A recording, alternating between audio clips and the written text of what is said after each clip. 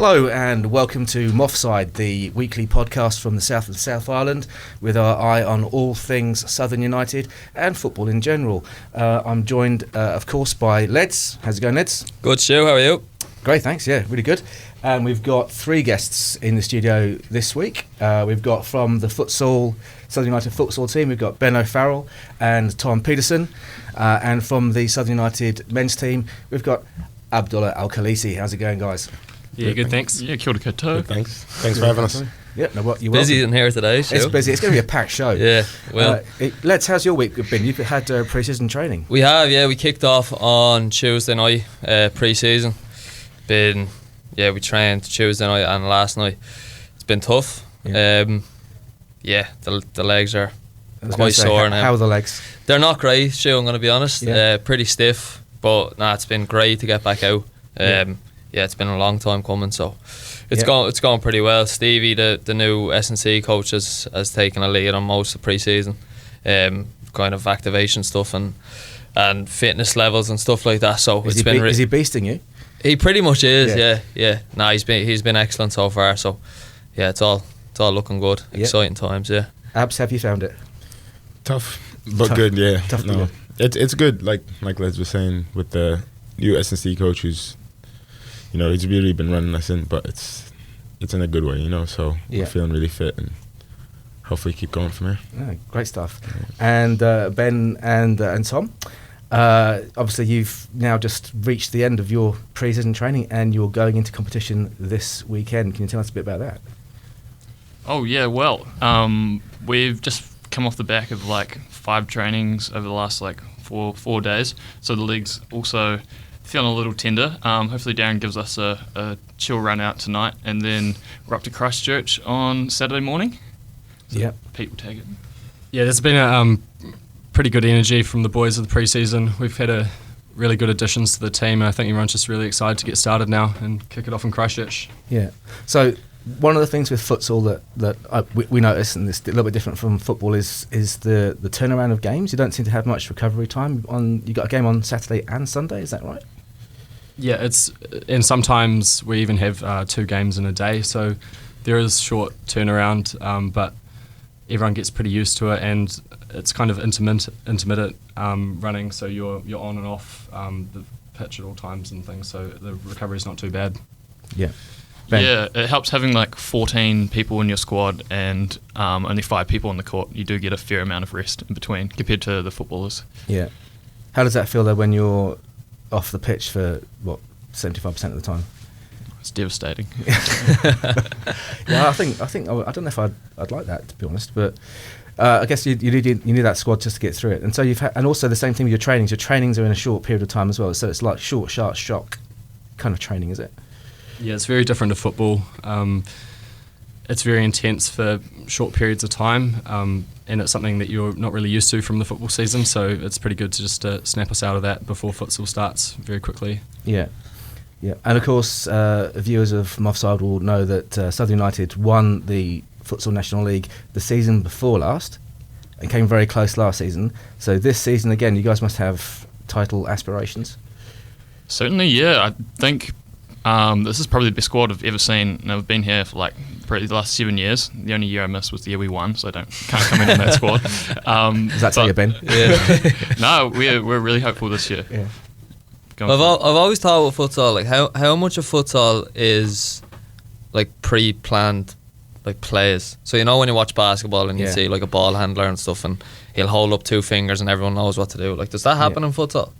Yeah, a wee bit. We have our set rotations that we kind of practice, and we've got a few of them that we work on in trainings, but they're all basically just general guidelines of how to move into the different spaces and just how to adapt if someone's in one space and get to the other. So the challenge is that sometimes if you over drill it, then you become predictable and things like that. So that's what some teams fall guilty of. Capital. And edit that out. Yeah. So it's good to not just keep it loose and just play to remember the objective of just we're actually looking to score and go forward rather than just keep the ball. Yeah, well, it is pretty much a kind of skill orientated sport, isn't it? It's you depend on little bits of magic here and there to And set pieces as well is a big one. I remember I watched this last year in the Edgar Centre against Canterbury, yeah. And I think he scored a last minute goal. Matt Brazier scored, but it was like a set piece routine. It was like pass, goal, and like there's just bodies moving everywhere. It was quite impressive. Yeah, Darren loves to drill us on the corners. Very rarely works in games, but he pops a big smile when it does. Only needs to happen once for it to be a success. Yeah, it does, totally. So, and Abs, you've re-signed for Southern United again this season. So for last season, you played all the way through as the number 10 attacking midfielder, played out on the wing a couple of times as well. How did you find your first season last year at Southern? Oh, well, it was really good actually. Yeah, I wouldn't be back if I didn't enjoy it last season. So it was really enjoyable. I really enjoyed playing under Paul. I've always heard good things about him. A few seasons before, he tried to get me down as well, but I was up in Auckland with my brothers there and that, so it never worked out. So yeah, came down, and honestly, I knew it was going to be good, but I was actually surprised about how good it was, because Paul's very professional in the way he runs things and the way the lads would, and you should know, because I mean, you've played for Waitakere, you've played for Auckland City, you've played for Tasman, and now Southern United twice. That's literally half the league you've cheers you've to, What does that tell you, Stuart? No, it's tough in New Zealand because they're all 1 year contracts, and you're always. I don't think I'd be the only one that's jumped around this much. But, like I said, from my perspective, it really is credit to the way they run things down here that I've wanted to come down, especially with my brothers up in Auckland and family there. I just, as much as I really enjoyed last season, enjoyed playing with the lads, and I like the style here as well. It's very, you can really put your head down and just work. So yeah. And so your brother, as you just mentioned, though, he's re-signed for Auckland City, is that right? Yeah. So what can you tell us about them for this season? Obviously they got a new coach this year with Jose's come in. Yeah. To be honest, I've asked him a million times to give me the secrets, but he won't. But no, they Auckland City are Auckland City. They're always going to be good. They're always going to be tough. Yeah. They in signing Jose, I really don't think their style is going to change all that much. Yeah. So yeah, it's just going to be a tough game all the way through. Has he been asking for our secrets at all? I want to say yes. Got to watch out for the number 6. Thanks, Joe. Shin pads. No. And shin pads, and bring some really good shin pads for the game. So we talked in the last episode, lads, that we haven't really had that many Kiwis on the show so far. We've had an Irishman, 2 Englishmen, and a Uruguayan on the show. Renee came on, and she was our first Kiwi on. This week we've got TP and Ben, who are Kiwis. And Abs, you count as a Kiwi because you were born in Auckland. I was born in Jordan. You're born in Jordan? Yeah, but we moved over straight away. Okay. Yeah, so. Right, but you've got NZ nationality, you've got a passport. And you've also played internationally under 23s for Iraq. Yeah. So So we can count now also an Iraqi onto the list. Really a diverse group. Really diverse group, yeah. And I think that kind of really sort of is a great picture of how diverse football is and what a global game, even in little old Dunedin, in the backwaters of the middle of nowhere, we've still got people from all over the world who have the same passion for the game, which is I think that's really fantastic. Absolutely. Abs, what's your ambitions in football? What would you look? Where would you? How far do you think you take it? Where would you like to go? That's a tough question. Very tough question. Yeah, because obviously everyone's going to say something, or everyone wants to end up at the top. But in my years, I've actually ended up traveling a lot and kind of bouncing from clubs to clubs, kind of a bit all over. And I think at this point, it's just hard to really think that far ahead. Yeah. So at this point, I'm genuinely just thinking about Southern United getting fit now for pre-season and hopefully, breaking into the top 4, which has been the struggle for us. Yeah. What about you, Ben? What's your ambition? Where would you like to go? With futsal? With your feet. With my life? Yeah. With your feet. Well, with my feet, I mean, the futsal whites is a pretty awesome and semi-ascertainable goal to have, because there's not a huge futsal player base in New Zealand. Yeah. Again, like Abdullah, I'm not aiming too far ahead. I'm still trying to like work off a few kilos from travelling, and we'll see if like can keep progressing. Then maybe dream of the futsal whites. Yeah. I think my football career is in tatters. And TP.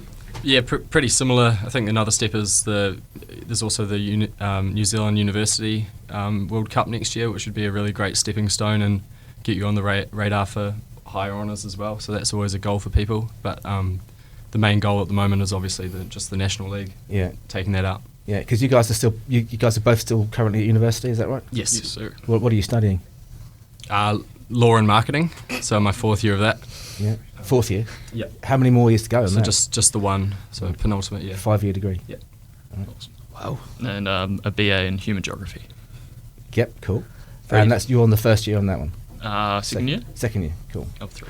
Of 3. And you went travelling, but when you said you went travelling, that also included a stint playing professional football. Was that right, Ben? Oh, semi-professional, Yeah. best. But yeah, dabbled a little bit. I was lucky enough to have a friend, Victor Da Costa, who used to be captain of Southern United, playing over in Iceland, and he helped me find some trials and managed to not get into the team he signed me up for, but they sent me to another team, like way over in the country, and signed for a club there. Played for 4 months.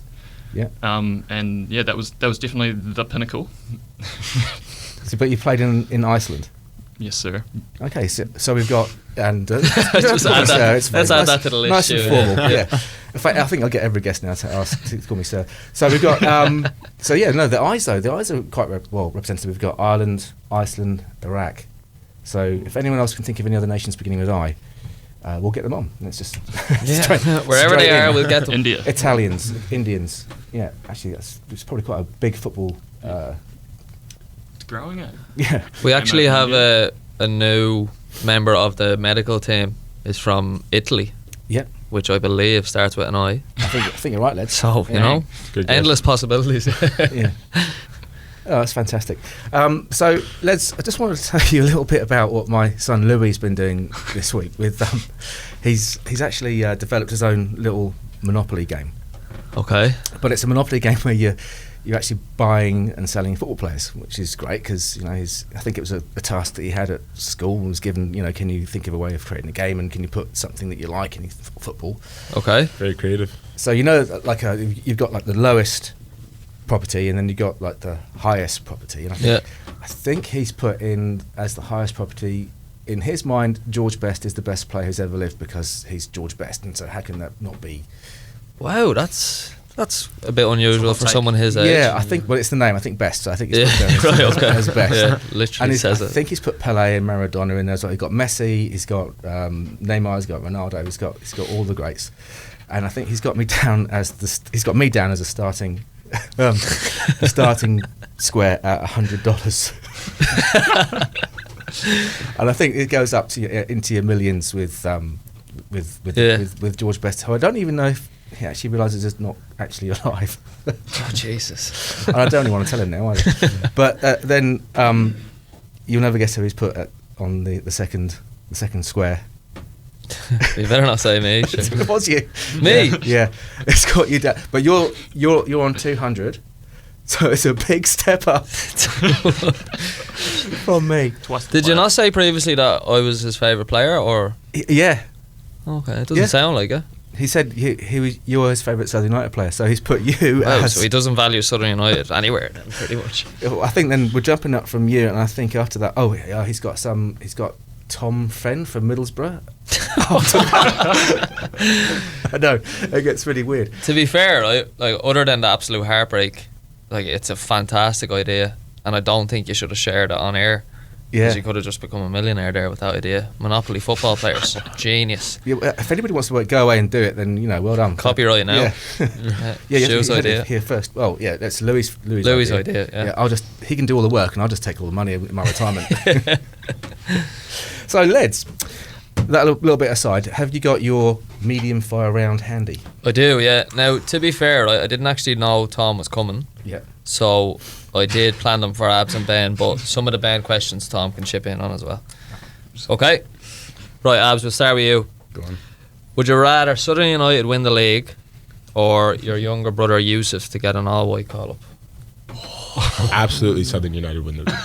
Not even close. Doesn't even have to think about Not that. even Yeah. Great start. close. Yeah. Bit harsh on the brother, but anyway. He can work on it himself. Right, Ben. Yo. Similar question. Would you rather Surrey United futsal win the league, or Tim get an all-white call-up? Tim O'Farrell is Ben's younger brother, for What anyone that sort of doesn't question is that, Lids? Please. I'll go with the same answer as Abdullah. know. Jesus. Long live the older brothers. I think that's a bit harsh, lads, no? Younger brother to get New Zealand call-up? No, obviously not. Okay. Right, Abs, back to you. One player, past or present, that you would sign for Surrey United if you could. Messi or Ronaldo excluded. Zidane. Easy. Zidane? Zidane. He's my all-time. Sick in that. All-time, yeah. Yeah, in agreement over there, yeah? Yeah, maybe get old Puyol along. I think he'd Puyol, he'd yeah. be brilliant at the back. Yeah. I think Garv said Zidane as well. God mentioned Yeah. Zidane. Last he's better than Puyol. We don't. Heard that here first. So, Ben, you played with Uni this year, and Tom, did you play with Tech? Yes, yeah. Yeah. Right, so he's can both answer this question, but Ben kind of already answered. If you could choose, would you rather play for the All Whites or the Futsal Whites? Ooh. Okay, sorry, Marvin Eakins. I'd play for the All Whites. Yeah, futsal's definitely probably I prefer it as a sport in terms of fun, but you got to go with the glory of the of the All Whites. Yeah, that's fair enough. Rule it. Interesting. I hope Darren's not listening. He will be. Abs. Yep. So one player from, we'll say just last season, Mm. like what player did you hate playing against the most? So the some, league? yeah. Or So in you could- training. No, not in training. No, I can't say that. No. There's a lot of good players, but I guess just because he knows me well enough and makes my life very difficult, I'd say my brother. Yeah. That was always hell. I think in our last game, I actually chopped him about 4 times, Yeah. just because he knew exactly where I was Yeah. going. Here, have that. Right. Similar question for the two lads. So again, you both played Dunedin Premier League this year. So who's the toughest opponent you faced this season in Dunedin? Ooh. Well, Matt Brazier's always a tough one to come up against because we play in similar positions, but he's in our futsal team, so I don't really want to be giving him too much credit. But it's always a good battle in there when he's playing a kind of centre forward, attacking mid role, and I'm in there Yeah. at CDM. It's always a Big, good powerful, battle. Yeah, aggressive. Yeah, absolutely. big left foot, and yeah, he always causes some problems. So might have to give it to him off the top of my head. Generous. Ben? Yeah.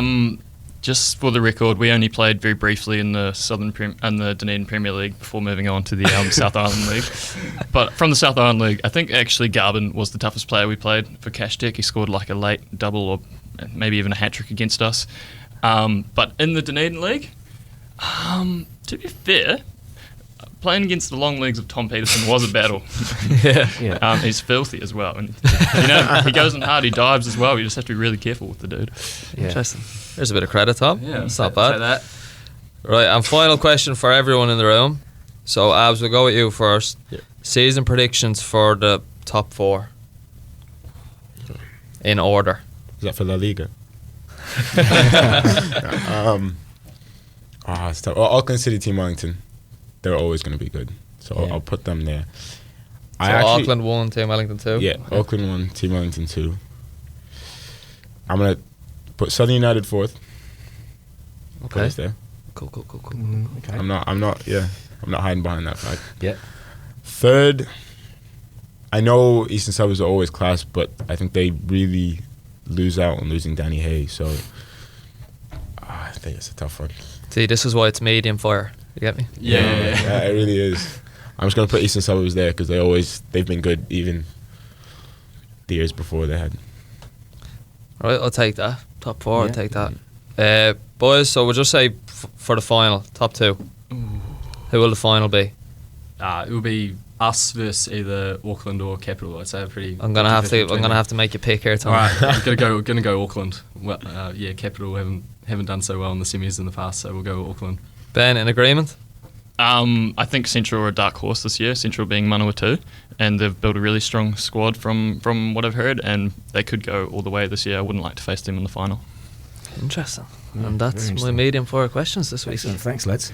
And so last week on the show we had Renee in from the NWL squad in with Nacho, the head coach of the NWL squad, and we made predictions on the show about the results against Central on the Sunday, and everyone went for a win. Nacho didn't want to go too much beyond just having a win. Renee predicted 4-0. I predicted 5-0, and the actual result was 6-0. So, accurately, Nobody won. Nacho won because I said it was going to be a win. Just going to throw the same thing over to you guys. Have you got a prediction for the two games coming up this week? Score-wise. I think we always go into the first series trying to secure a couple of wins because it puts us in really good stead for the rest of the season, and I think we've got the squad to do it.